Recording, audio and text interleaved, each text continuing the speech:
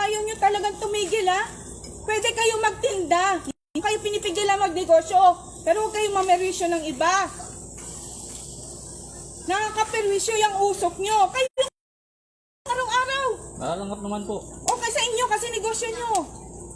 Eh kami Kasi may ito mga po, sakit dito tapos ito po yung gaganyanin nyo bumubuhay kami. din sa amin, ma'am eh. Ito po yung bumubuhay sa amin, ma'am. Pasensya na Pwede po. kayong magluto. Yung hindi nag-uusok. Ha? Pwede kayong magtinda pagkain nang hindi kayo nagpapausok. Isa ito lang po yung alam namin. Ano alam nyo?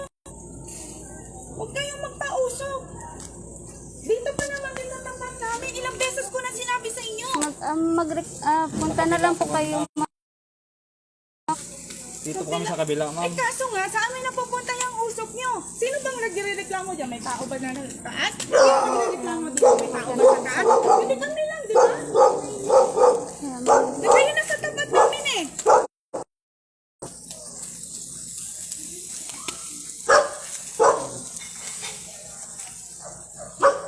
Hintayin niyo po kayo? Para matigil lang kayo? Hintayin niyo? Okay lang po. Anong kaso po, ma'am? Kaso, yung ginagawa ninyo, ano yan? Sa ano clean air. Yung ginagawa ninyo, pinupollute yung air namin. Ayan mo na, be. Putya talaga! Ayan mo. Ikaw kaya patayin ko. Ayan mo. Pinapatay mo kami yung ginagawa ninyo. Okay lang sana kung hindi mo kami pinapatay niyan.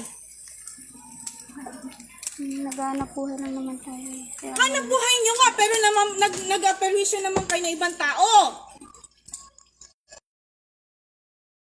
Okay lang magnegosyo kayo dyan, wag lang kayo mamerwisyo. Anak ko doon, nakakalanghap ng usok ninyo everyday.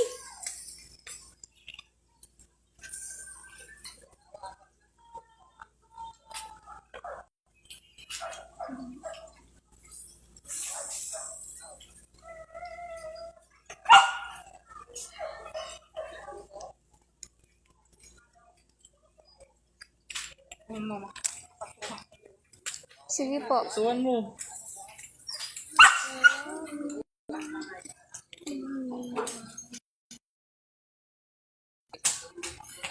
Ano kaso mo?